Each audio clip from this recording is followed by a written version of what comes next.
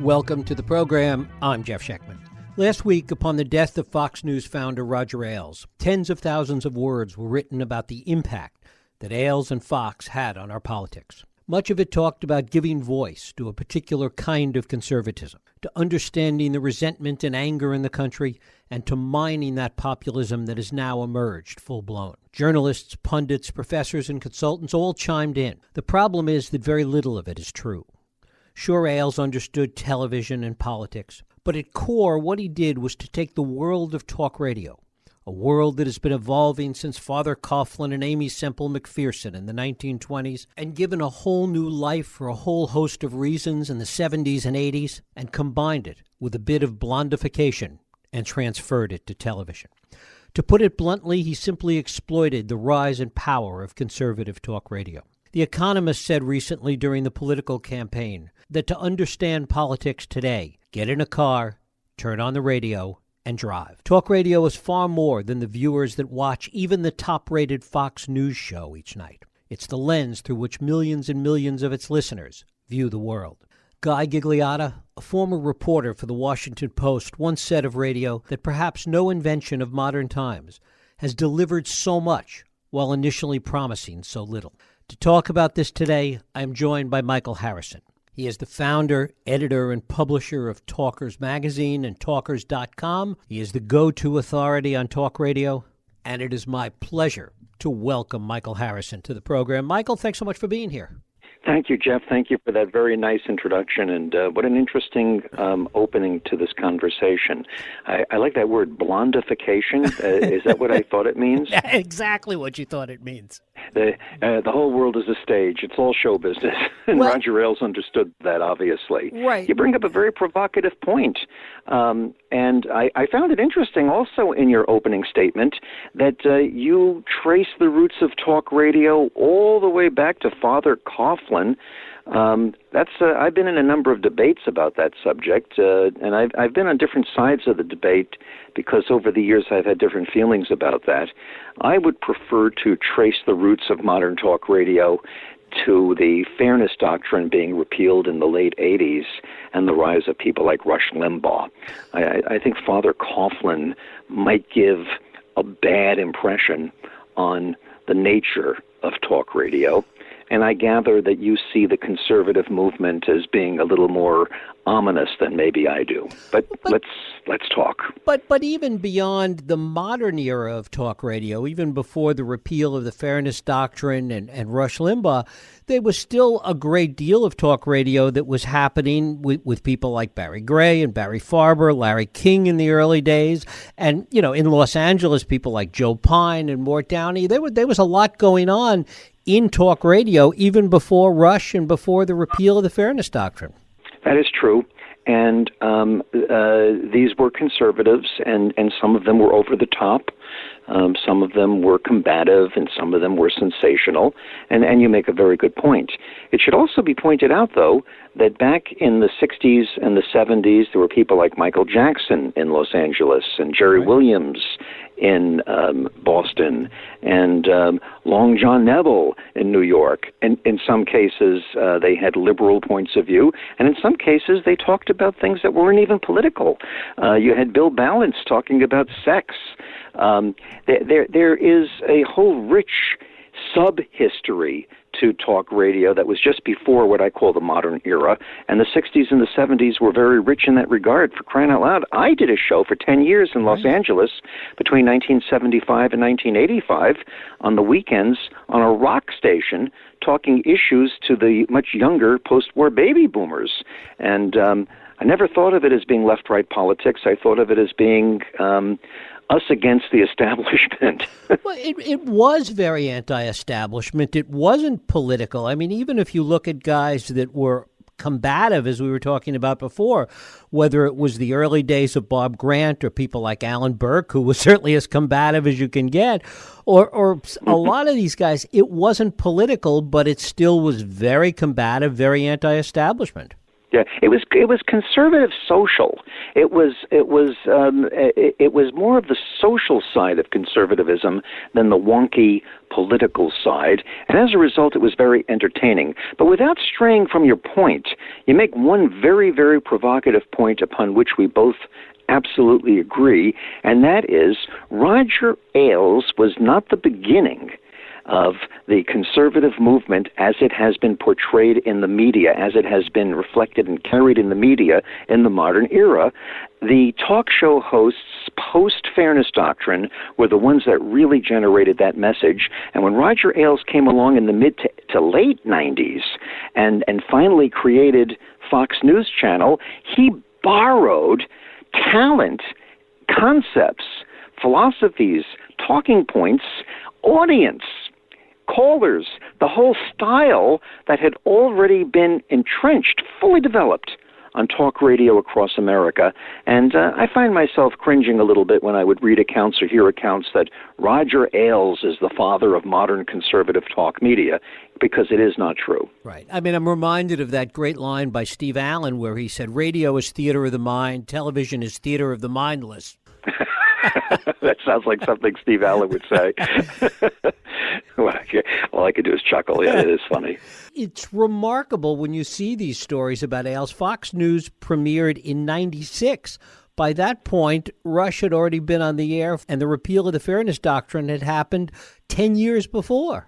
Yeah, about 10 years. I know because I remember when Fox News came around, and we were already well into publishing talkers for 6-7 years. We started talkers in 1990. I can't believe it's been 27 years. And I remember when Sean Hannity was hired. Sean Hannity had been tried out, I believe, on MSNBC before he was hired over at Fox. As a matter of fact, Ailes may have been part of that. As a matter of fact, Ailes was part of trying to get Rush Limbaugh on television, if you remember. For, right, I think, a couple of years, there was a televised version of the Rush Limbaugh show, which really didn't go very far. But I was the first guest that Sean Hannity interviewed on national cable television, and it wasn't Fox, it was one of the other channels. Mm-hmm. And they pulled him out of Atlanta, this young, very handsome, up-and-coming conservative talk show host. And he wound up, of course, being one of the charter hosts on the new Fox News Channel, was instrumental in my very dear friend, the late Alan Colmes, being hired to be his foil. And the rest, of course, is history. Right. I mean, it's one of the things people, I think, forget, that Sean Hannity was a star and a success on television before radio, a very rare occurrence. He was, and he has a rare talent. It's very, very difficult for somebody to master both talk radio and talk television. Limbaugh wasn't able to do it. A number of people were not able to do it. Dr. Laura Schlesinger couldn't do it. I can go on the list of people. Bill O'Reilly didn't right. quite make it the other way. He was okay on radio, but he was far more a TV talent. Hannity seems to have an equal amount of talent for both. Yeah, I mean, he's really the exception that proves the rule in so many respects. He is the exception, and that's why he is. Whether you like his politics or not, Sean Hannity is a major star and a major force in what I call talk media. I describe it as talk radio, talk television, talk internet, podcasting, talk satellite, all combined now as talk media. I dare say most of the people that are watching Fox News Channel also listen to talk radio, also listen to the talk channels on Sirius, also listen to your radio station, which is a very modern platform and part of the future. So I think it's all blending together in terms of this talk media diet that people are on. It's interesting to think about it, and Hannity's a good jumping off point to start. The symbiotic relationship that existed between Fox Television and talk radio. And regardless of the fact that so much misinformation has been out there, as we've been talking about, in terms of what Ailes actually created, there's no question that there was once Fox was up and running, a real symbiotic relationship between the two. Talk a little about that. yes, there was a symbiotic relationship. It was a very powerful and obvious symbiotic relationship. Ailes tapped into the talent. And I know, because I cover this, that Ailes did this on purpose. He wanted to have people who had talk radio shows on as hosts and on as guests and on as contributors, because he respected the exposure that these people had already in the conservative target audience. So it wasn't just hosts. They had a tremendous number of talking heads that they would bring on, and many of them were people that had radio talk shows. And he did it specifically to tack on to their already existent audiences and to get them to promote it. See, it's a funny thing about radio people. Radio people have this, they're in awe of television. Even if their show has more listeners than a TV station has viewers, right, they will drive 20 miles through a snowstorm to get on television, because they have this feeling that TV is a bigger medium, it's more prestigious. I call it, they suffer from screenus envy. And it is something that Ailes tapped into, because whenever he would put a radio person on Fox News Channel, they undoubtedly would crow about it to their listeners. I'm going to be on the TV tonight. I'm going to be on Fox News Channel. If it was another radio station, their management would never let them do it. They would never talk about another radio station. But because it was television, there was something prestigious about it, and they got by with it. And he was very clever in doing that. So, yeah, it was a symbiotic relationship. And to this day, radio talk show hosts around the country confide to me, and they don't even confide. I mean, they're open about it. They consider being invited regularly on Fox News Channel or CNN or CNBC or MSNBC or C-SPAN. They consider that to be a mark of success, and they strive for that. They dream about it. They hope for it to happen. It is remarkable because, as you say, in many, many cases, the number of listeners that these hosts have, both national and some of them in individual markets, is far more than the ratings, the number of viewers that are watching Fox on a given evening. That's true. And it goes back to what I said. There's something about television that seems more real. If something is on TV, it exists. Not that radio isn't real, but we have this fascination for the tube. We really do. Television is larger than life. And, I mean, even if you go to a sporting event, there are many people that are watching the event on the big screen, not even looking at the field below. And I've been to a number of sporting events. I've been invited by corporations that have the corporate boxes where you're way up in the nosebleed section in this very nice suite, and they have food and comfort and couches. People are watching the game at the place where they are, right, on the television, not looking out at the real game.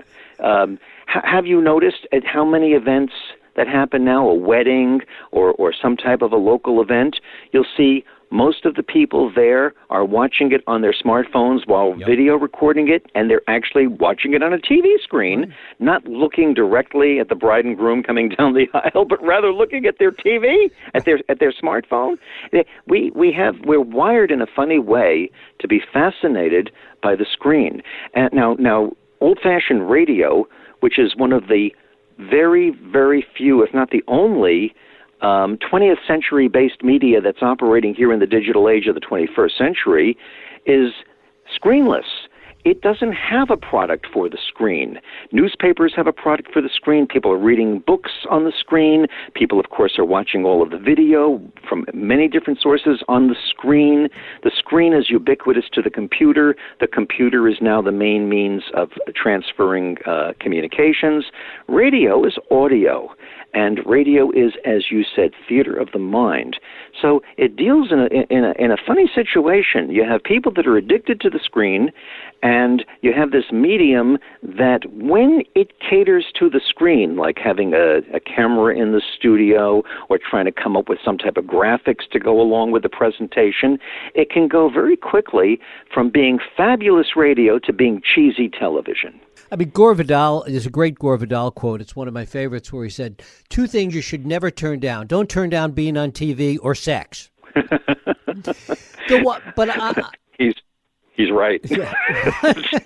One of the questions that arises seriously to what you're saying is that radio is such an important medium in the car, as we certainly know. And one wonders what's going to happen once the self-driving car is as ubiquitous as everything else. The self-driving car, Jeff, is a very interesting concept. I'm not so sure that it will be ubiquitous in a measurable amount of time. I think it's going to take a lot longer for it to become, the common way people get around. As a matter of fact, I think that the self-driving car will really be a new form of mass transportation, and I don't see it happening next year or the year after. And as far as the connected dashboard, I think that already exists. Right. I think that it's called smartphone and Bluetooth. So many people are already listening to the Internet or experiencing the Internet while driving simply by bringing their smartphone into the car and plugging it into the speaker system. But the car is really the last bastion where theater of the mind, audio media dominates. And it really only dominates with the driver. Because we're not only are we in radio threatened by the loss of audience when the car is no longer what it used to be, but it already is happening in as much as it is no longer considered customary for more than one person to listen to the radio or to a speaker at a time. It's considered rude to impose upon another person or a carload of people or people at the beach or people on the train or wherever you may be to have to listen to what you're listening to, hence the explosion in the use of earbuds. Radio is now a private listening experience as opposed to truly a group listening experience or a public one. If you're driving in your car and you happen to be the driver, the odds are you're the only one who'll want to listen to the radio. The kids in the back seat are watching video on their computers or on the big screen if it's a minivan and it has its own TV unit in there. And quite often the person next to you may not be happy with what you've got on the radio, and they'll be listening to their earbuds instead.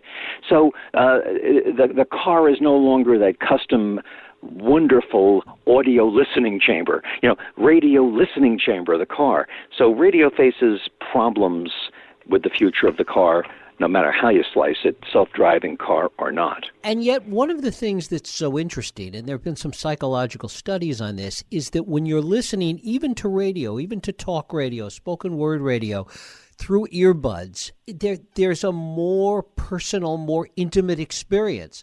There's some added value sometimes that comes out of that. Well, it definitely is a psychological change, and I think with that there is an added value. But it's changed the nature of the programming. When I was growing up, radio was one to many. So, you're listening to the Tower of Power broadcasting all over the greater New York metropolitan area. This is, ladies and gentlemen, blah, blah, blah, blah. Yeah, this larger-than-life, monstrous 50,000-watt blowtorch coming down from up top of Mount Everest and covering the land. That's the way radio sounded. Big voices, bum, bum, bum, bum, bum, bum, and all that. That sounds ridiculous today. When I do any kind of radio show and where I'm the host or I'm doing a podcast, I imagine I'm only talking to one person because that's really what I am doing. You're talking to one person, and you're not going to talk to one person by going, "Welcome to the show." I wouldn't. You're just not going to do that. So the whole nature of radio programming has gone from one to many to one to one. And it's interesting to see, particularly among hosts that have been doing this for a long time, how they have adapted, how the industry has adapted to those fundamental changes. Well, the industry has to adapt, and those hosts that haven't adapted sound passé. There are many hosts from the old days who were gigantic and big-time stars in their time. Others have been able to move along with the times and have survived. But you have to change because things change gradually, and sometimes they change quickly. But one thing is for sure, they change. And people even speak with different accents from decade to decade. You could tell listening to recordings of people That's 1930s. Hey, see here, what do you say? 1940s had a way of talking. The 50s had a sound. If you watch movies, you go, my gosh, they're talking in 50s. The 60s had a sound. Hey, man, every decade has its own accent, let alone its own words, its own lingo, and its own attitude. It's going to be interesting to see, getting back to the whole symbiotic relationship between Fox and conservative talk radio, how as Fox transitions now, and certainly a lot of changes are taking place there, a lot of changes are going to continue to take place there for a while, how that's going to impact talk radio and vice versa. Well, I don't think it's going to have much of an impact on talk radio other than Fox may lose its grip on that aspect of the culture. I think that Fox will break down into several channels that will rise up and gobble up the large audience that was very loyal to Fox. Because radio, television and radio, talk media is very talent-driven, and the loss of some of these talents, O'Reilly, the loss of Ailes, the loss of Megyn Kelly at Rising Star, the changes that have happened there, will have an impact. It's not just that they're conservative, it's that they were conservative with a personality. And even Hannity has been going through trial and error, exercises in how he presents himself during this time of transition. I think that it'll open up opportunities for other television entities to reflect the conservative point of view. And I think that talk radio has got to stop being so enamored by television and realize that it's just another competing channel. We're entering the age of the media station. We have channels on newspaper websites. Everybody's in the radio and television business nowadays. You don't have to have a license, an antenna, or be a television station or a radio station to be in radio and television. And of course, podcasts are everywhere, whether it's the New York Times or Politico, which is filled with them. I mean, it's all a form of spoken word radio.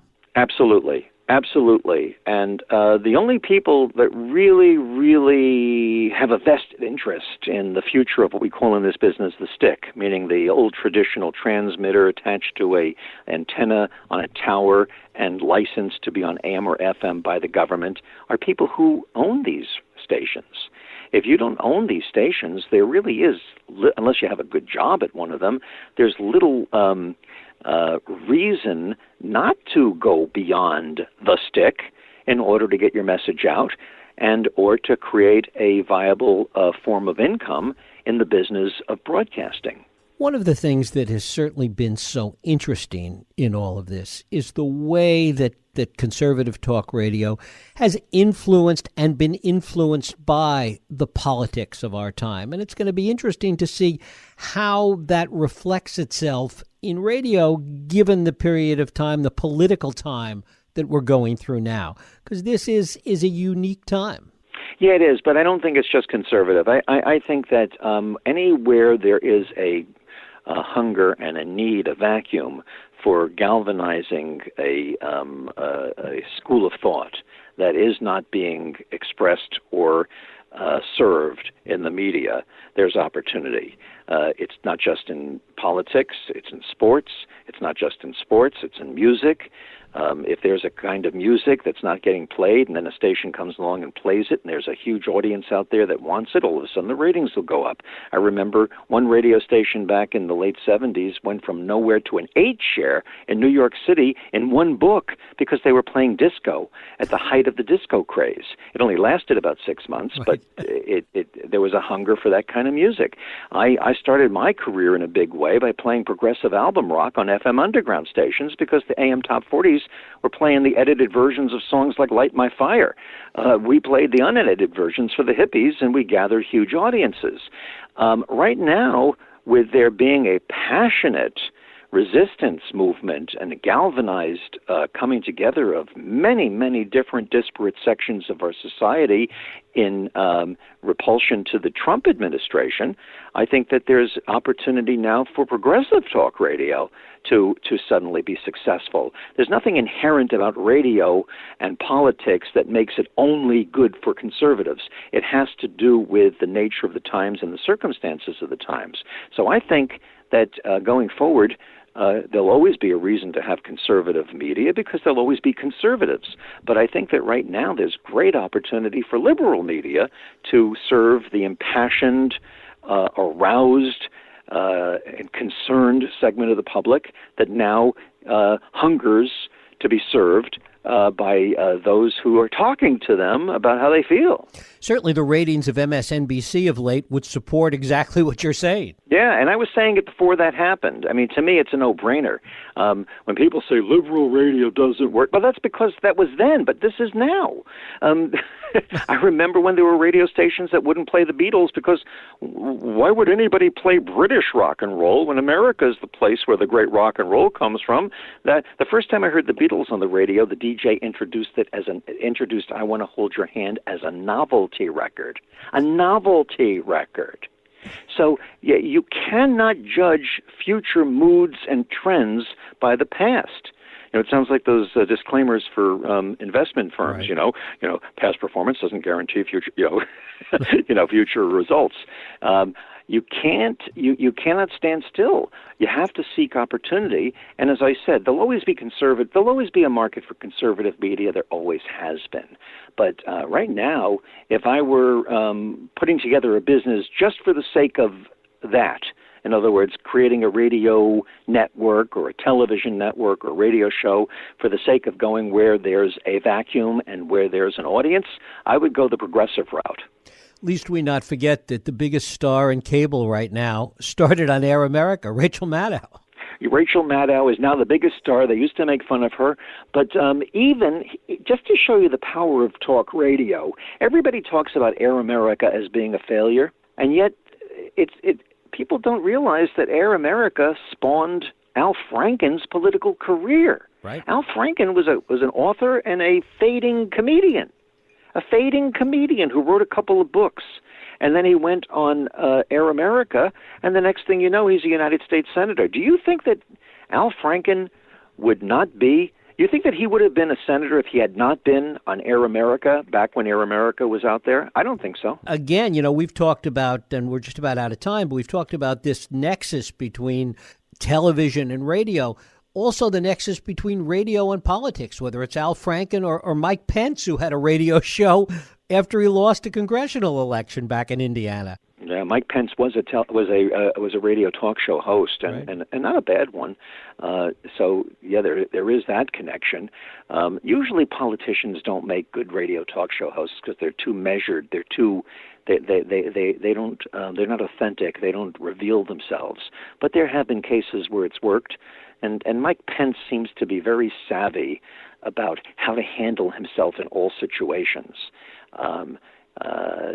You may not agree with his politics, but he conducts himself in a very dignified way, and he knows just what to say when he's on the spot.